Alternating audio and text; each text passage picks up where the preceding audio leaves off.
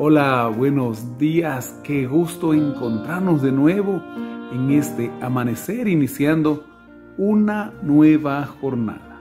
Y hoy iniciamos también el estudio de un libro maravilloso, la carta a los Hebreos, también adjudicada al apóstol Pablo. Ya estaremos ahí leyendo la introducción a este hermoso libro.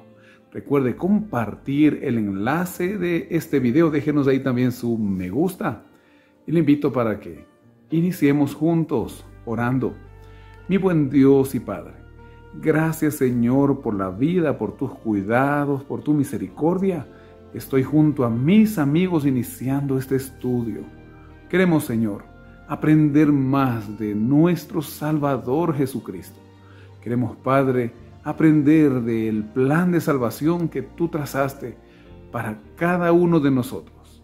Bendice este momento de estudio. Te lo rogamos en el nombre de Jesús nuestro Salvador. Amén. Amén. La introducción al libro o epístola del apóstol Pablo a los Hebreos nos dice: la Biblia no menciona quién fue el autor de Hebreos. La tradición judía lo atribuye a Pablo. La epístola misma sugiere al menos 3 rasgos de su autor que debieran tenerse en mente al leerla. El primero es que era un orador enérgico y probablemente con educación formal. El documento muestra gran maestría en el manejo de la lengua griega, un uso convincente de las figuras del lenguaje y argumentos complejos, muy bien estructurados.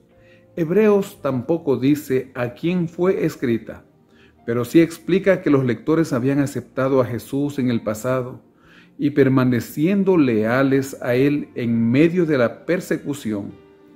Pero el desdén y la hostilidad de la sociedad circundante habían socavado sutilmente su fe, por lo cual el autor considera necesario advertir del riesgo de la apostasía total. Es posible que Hebreos fuera escrita a cristianos de Roma. Si tal fuera el caso, la expulsión de los judíos de Roma por parte del emperador Claudio en el año 49 después de Cristo explicaría las referencias a la persecución sufrida por los destinatarios. Así vamos a iniciar después de la introducción al libro desde el capítulo 1, verso número 1.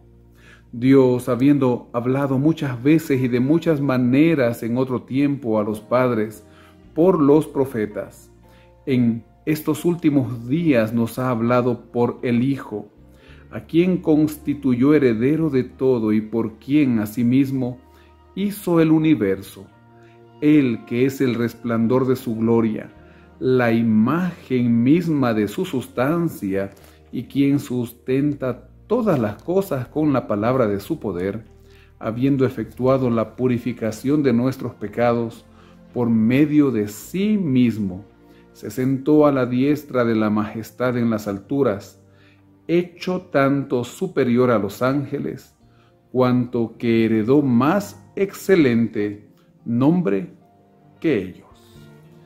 Pablo hablando sobre la profecía, pero que ésta se cumplía en el Hijo, en Cristo Jesús, quien tenía la supremacía sobre todo. Y más luego también nos hablará sobre su supremacía en el ministerio sacerdotal. Nos dice también el comentario: los mensajes de los profetas en el Antiguo Testamento eran como piezas de un rompecabezas, cuyo ensamblaje para configurar una descripción plena de Dios se hizo posible, y su culminación fue con la venida del Hijo.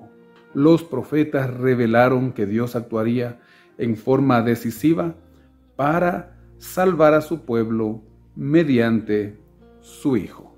Y cuando nos dice Pablo que Jesús es el resplandor de su gloria, la imagen misma de su sustancia, también explica el comentario: Así como nadie ha visto el sol sino a través de su resplandor, es solo a través de Cristo que conocemos al Padre.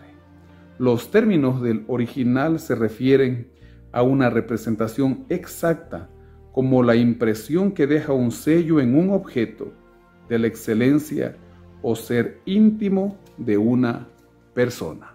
Jesús es exactamente Dios. Continuamos, verso 5. ¿A cuál de los ángeles dijo Dios jamás: mi hijo eres tú, yo te he engendrado hoy, ni tampoco yo seré un padre para él y él será un hijo para mí? Y otra vez, cuando introduce al primogénito en el mundo, dice: adórenlo todos los ángeles de Dios, citando aquí el apóstol Salmo capítulo 2, verso 7, y también el segundo libro de Samuel capítulo 7, verso 14. Verso 7. Y ciertamente, hablando de los ángeles, dice: el que hace a sus ángeles espíritus y a sus ministros llama de fuego. Pero del Hijo dice: tu trono, Dios, por los siglos de los siglos, cetro de equidad es el cetro de tu reino. Has amado la justicia y odiado la maldad, por lo cual te ungió Dios, el Dios tuyo, con óleo de alegría, más que a tus compañeros. Citando en el verso 7 de Salmo 104:4, y ahora, hablando de Cristo, Salmo 45, versos 6 y 7. Tu trono, Dios, por los siglos de los siglos. Cristo es Dios, verdaderamente Dios, de eternidad a eternidad, pero dejando su trono celestial, y es lo que estudiaremos durante este libro a los Hebreos. Él vino y se hizo como uno de nosotros, porque sin sangre no hay remisión de pecados, y era necesario que el Cordero de Dios venga y pague la culpa del pecado de esta raza caída. Y desde el verso 10 también dice: tú, Señor, en el principio fundaste la tierra, y los cielos son obra de tus manos. Ellos perecerán, mas tú permaneces. Todos ellos se envejecerán como una vestidura. Como un vestido los envolverás y serán mudados. Pero tú eres el mismo, y tus años no acabarán. ¿A cuál de los ángeles dijo Dios jamás: siéntate a mi diestra, hasta que ponga tus enemigos por estrado de tus pies? ¿No son todos espíritus ministradores, enviados para servicio a favor de los que serán herederos de la salvación? Citando ahora el Salmo 102, versos 25 y 27, y nuevamente Salmo 110, verso 1. Y de esto nos dice el comentario. El autor cita 7 profecías mesiánicas para demostrar la superioridad y soberanía de Jesucristo. En cuanto al verso 5 y la frase yo te he engendrado hoy, era también un título de la realeza, Hijo de Dios, prometido al descendiente de David. Jesús asumió este título a partir de la resurrección de entre los muertos, cuando se sentó en el trono eterno que se le prometió al Hijo de David. En este sentido regio del título, Jesús fue engendrado con su entronización. En ninguna manera él menciona el texto que haya sido creado después del Padre. No se trata de un nacimiento literal, sino de un título de la realeza davídica que se aplica a Jesús y denota su supremacía sobre el universo. Y denotando aquí el apóstol Pablo que en Jesús se cumplían las profecías, como él inicia hablando en el verso número 1, cuando Dios se manifestó de muchas maneras a los profetas. Así el texto bíblico, desde el Génesis hasta el Apocalipsis, nos habla de un plan necesario, un plan de salvación, un plan de redención para la humanidad que se cumple en Cristo de eternidad a eternidad, porque Él nuevamente, recordémoslo, siendo Dios, estuvo dispuesto a dejar su trono ahí en el cielo para venir a esta tierra y entregar su vida por nosotros. En el plan de salvación están tanto el Padre como el Hijo y el Espíritu Santo, pero fue el Hijo quien dejó su trono divino y vino a convertirse en un ser humano para dar su vida en rescate por muchos. Y durante el estudio del resto de capítulos de este libro de Hebreos, seguiremos hablando sobre el ministerio sacerdotal de Cristo y su divinidad.